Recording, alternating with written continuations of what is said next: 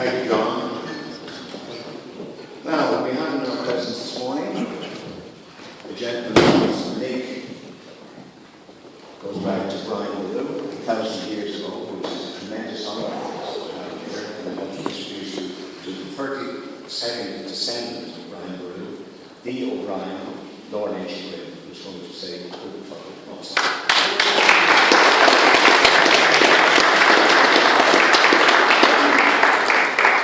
Before I start, I would like to thank Professor John Brown, because I know he's going to get back to work, but a lot of people have to, for his support for this project. It's a very worthy cause, as you know, and he's been a great supporter to Alison and to everything that's gone on to create this event. And so I'd like to thank you for being involved. And I'd also like to echo your thanks to the Minister, who seems to be the Minister continually on the move. I meet him every day in different places, either this end of the country or the other end of the country. And he's been a tremendous supporter for this whole project. And I think he's not only this project, but the Brian Boru Millennium Crown project. And I think he's covered just about everything that is going on in the country to do with this festival. Thank you, Minister.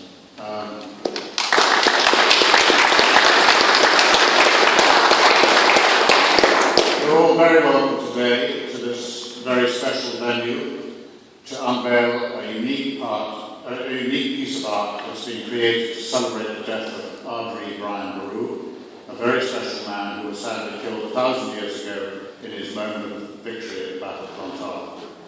It is indeed a great honour for me to be the man in the seat as the O'Brien, chief of the O'Brien clan, 1,000 years, very nearly to the day after the death of Brian Boru on 23rd of April.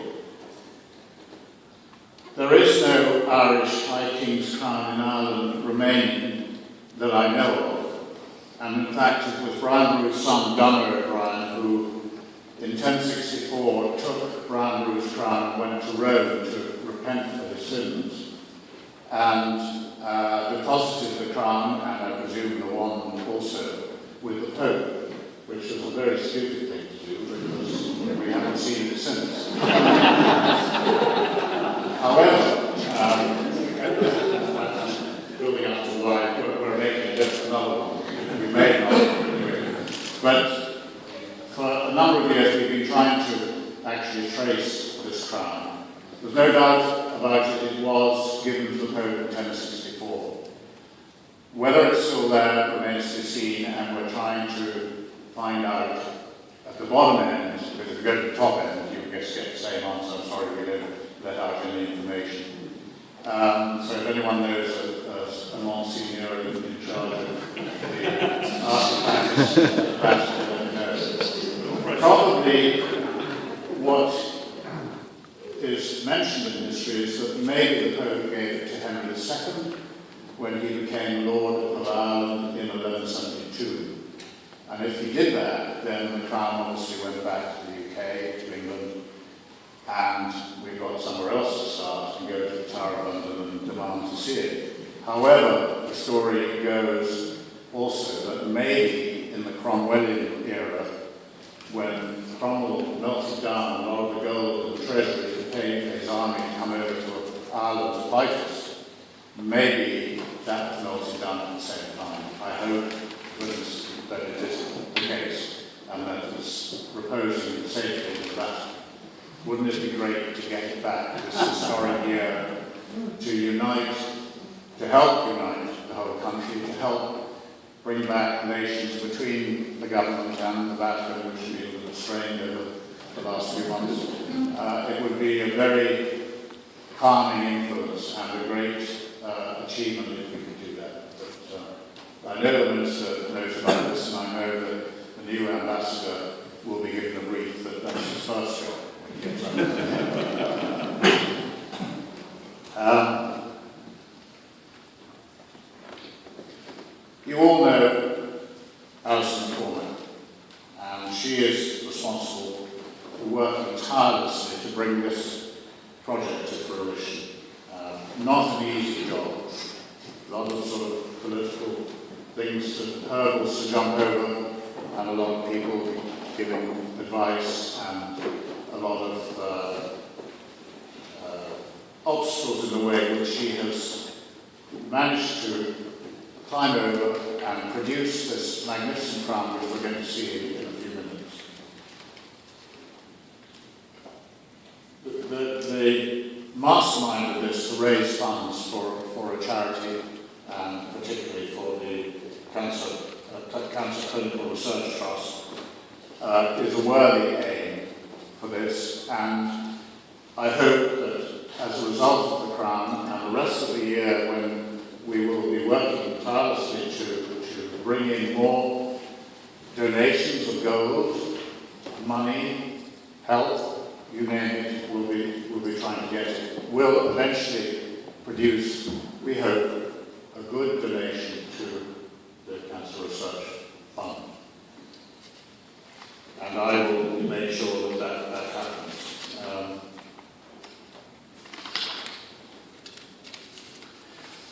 What Alison has done to encourage European royalty, Irish chiefs, the peerage, distinguished government members and distinguished people around the world to donate small pieces of gold, which they no longer use, whether it's half of a cufflink or whether it's a piece of a gold chain, whatever it is, we've all got that in our little box somewhere in our bedroom.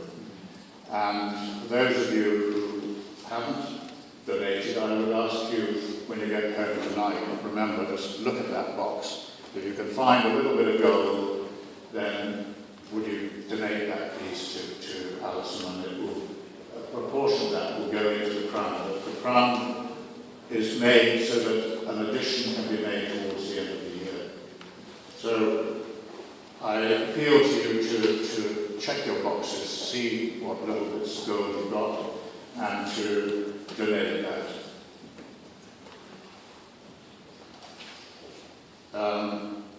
Alison's determination to see this project through to fruition is laudable, and it's been no easy task to overcome various obstacles. And she says, "It has always been my wish that this crown would be a unification crown for the people of Ireland, north, south, east and west." And Alison's going to speak after me, and she's going to read out the reply she received from the O'Neill clan boy, who his family lives in Portugal at the moment, that they are the O'Neills from the north, and a particularly pertinent reply to her request, and I think she'll read it out to you. And so, without any further ado, I'd like to introduce Alison McCormick and say a few words on behalf of this Millennium Crown.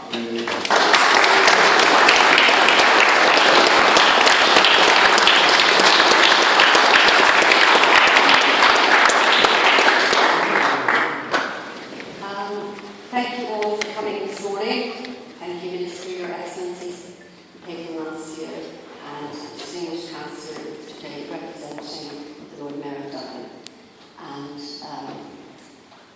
I began this project about 18 months ago, 2 years ago, and I would like to thank all of those people, because when one is doing a project like this, I found that there were just so many people. If I was at a low point, I could ring some of the advisory committee or people who were helping me.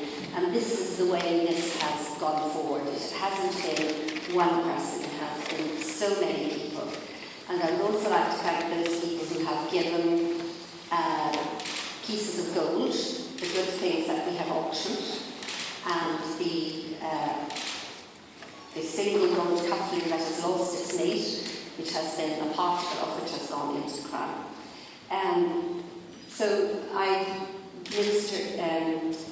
was delighted to talk to the O'Neill of Canaboy, because the crown has, for me, I would like to unify the Irish people, and if people put the particle of gold into the crown, it will become a unification crown for north, south, east and west, and for the diaspora abroad.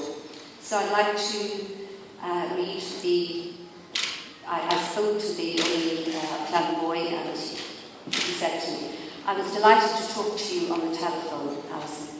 I praise the value of Brian Boru as a man and as a leader for having succeeded in deposing my kinsman, Mael Shotland the Great, as High King of Ireland, hence bringing to an end O'Neill King's supremacy, and for having contributed for the victory of the Irish at the Battle of Clontarf.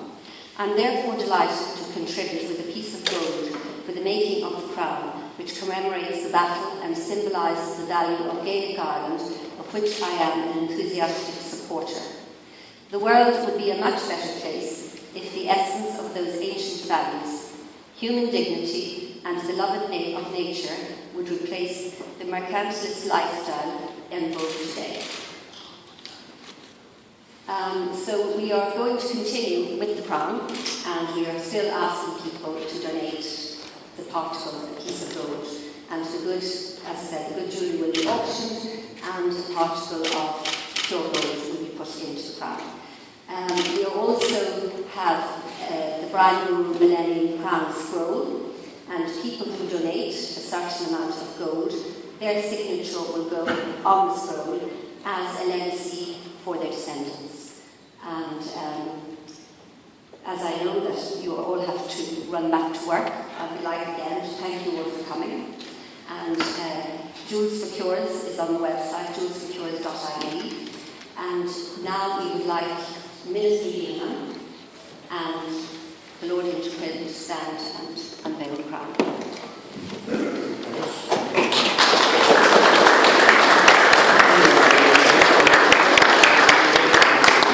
Just before we do that, I'm very remiss of me, but I have not mentioned the most important people who actually made this crown, who are here today.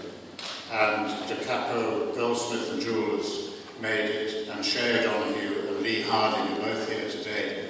And it's a magnificent interpretation of a modern Gaelic crown. And when it's unveiled, I think you'll agree that it's a fine work of art, and I apologise that I didn't mention it in my talk.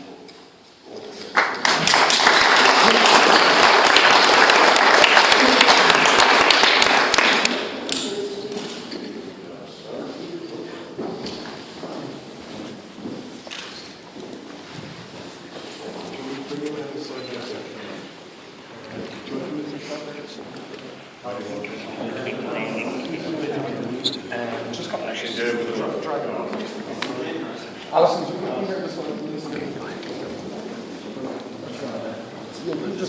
Just work away.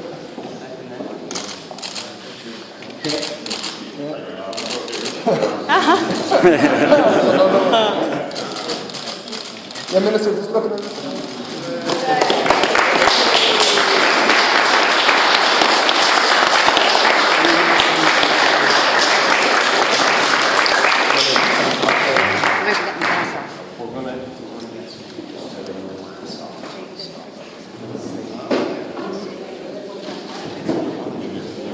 Thanks for the introduction.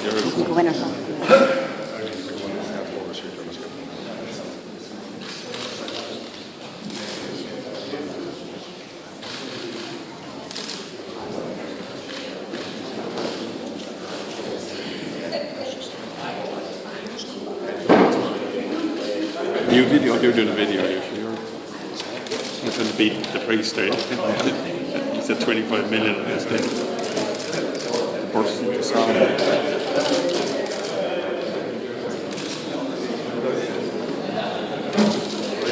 never felt so much reverence for it.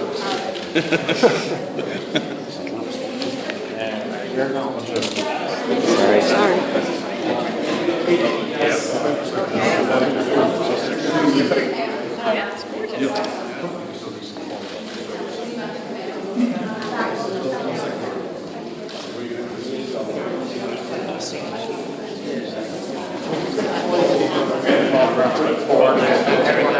On the back up.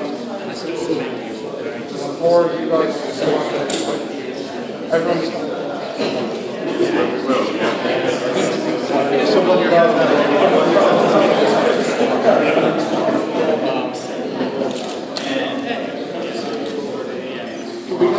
the minister and Andrew.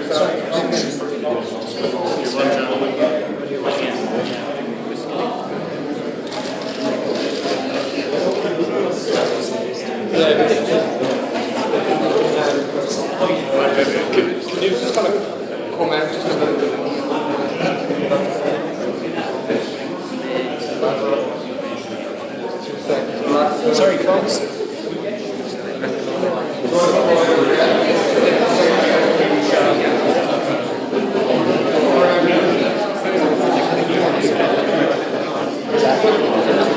That's fine.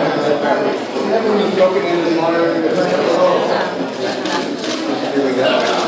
Mum, smile. You can hear Alison. Minister, just here. That's it. Sorry. Just get your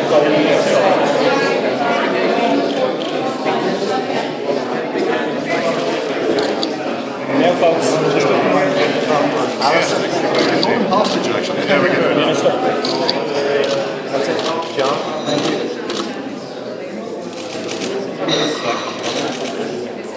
Brilliant. Cheers. Thanks for joining. Okay. The minister, do you want to come and just hold that? I'll just do one of the minister analysis. Okay, so done.